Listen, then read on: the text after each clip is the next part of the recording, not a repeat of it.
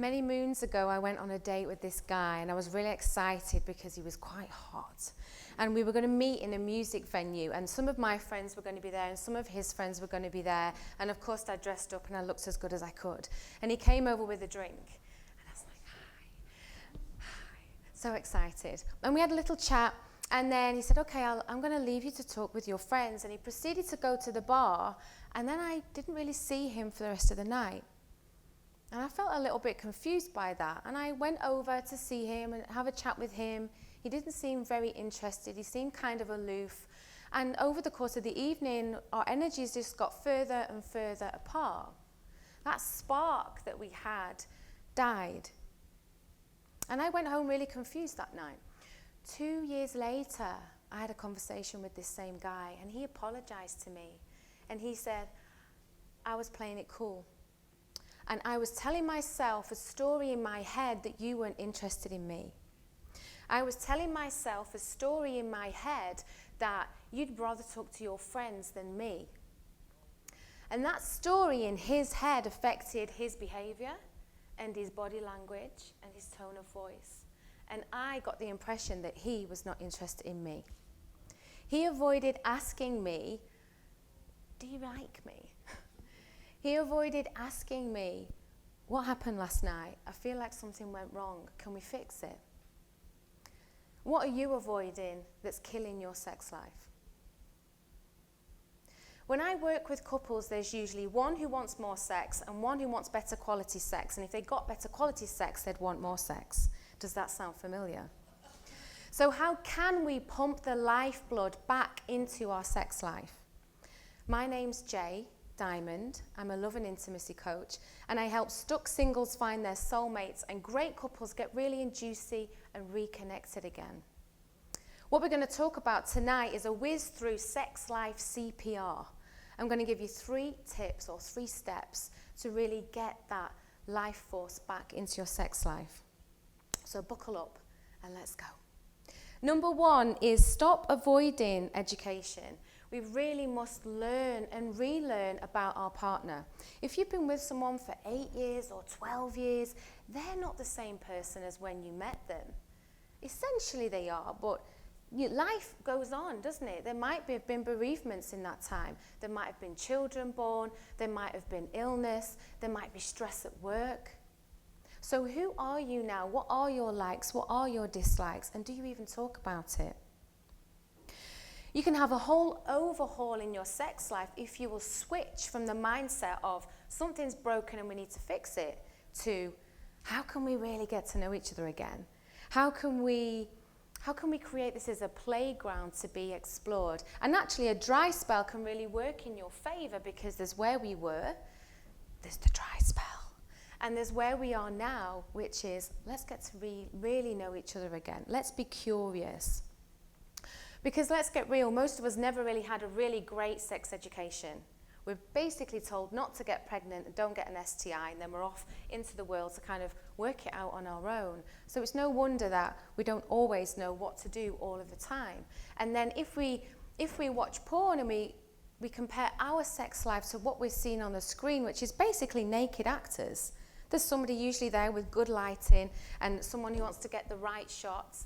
We might feel disappointed that my orgasm doesn't look like that, or I can't hold my ejaculation for that long because it's a show. Nobody falls off the bed in porn. There's no clashing of teeth. Nobody farts by accident. If they do, it's on purpose. So when I learned about sexual blueprints, it gave me this language to understand why so many couples struggle, because we're not all wired the same sexually. And when we understand that, we can take a lot of blame and shame and resentment out of our sex lives, because the reason that most people struggle is because they either won't talk about it with a partner or they don't know how in a healthy way. The 5 sexual blueprints are thus. The first one is the sexual blueprint. So these people are orgasm focused, penetration focused, genital focused. It's like here. This is all we need to think about. And these people have less shame about sex. There's a simple joy in sex. But the problem is they can race to the finish line and they might not be too interested in foreplay. Somebody who has a sensual blueprint is someone who loves touch. They use all of their senses. They can get turned on by a smell.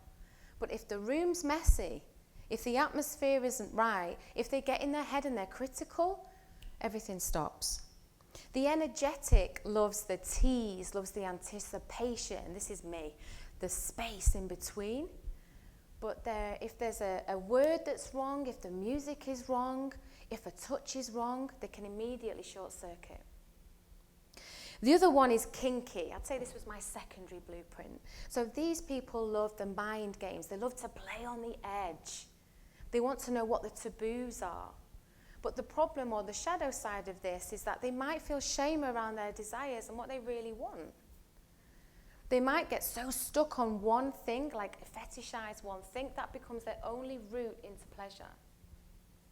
The fifth blueprint is the shapeshifter. So the shapeshifter can move all the way through very easily. So they have a great sexual repertoire, yet they might lose connection to their own desires. They connect to their partner's blueprint really easily, but they forget to ask themselves, what do I really like?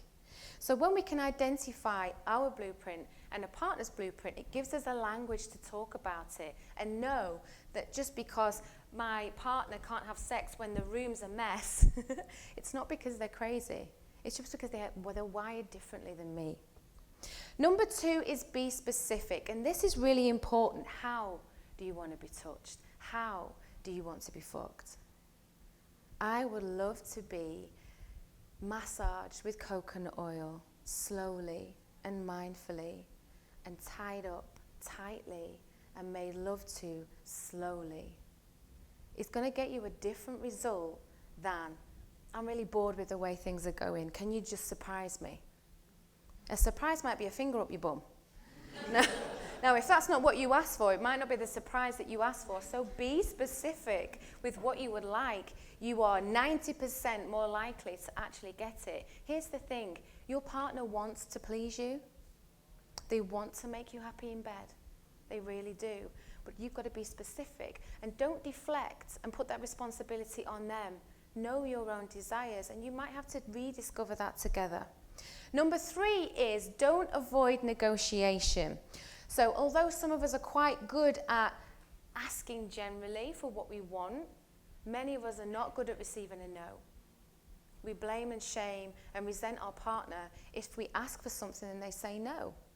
How would it be if your no was respected? If you shame and blame someone for not wanting to do what you want to do, you shut down any possibility of playing in that realm. One of the most beautiful things that someone said to me was, okay, thank you for looking after yourself. Can I have a 4-hour massage, babe? No. Okay, thank you for looking after yourself. Oh, kind of takes the pressure off, right? So the next step would be, well, is there anything else that you would like to offer? Okay, I'll give you a 10-minute shoulder massage, and then off you go. Now, if the response had been, well, you're supposed to do this for me, why don't you do this for me, you don't spend any time with me, you've just lost a 10-minute shoulder massage that you could have had. Does that make sense? So don't shut down the negotiation, stay open, breathe into the uncomfortable feelings. One of the most powerful things we can do with these conversations when they feel uncomfortable is instead of shutting down, instead of running away, is to stay, is to say, I'm nervous, and breathe into that feeling.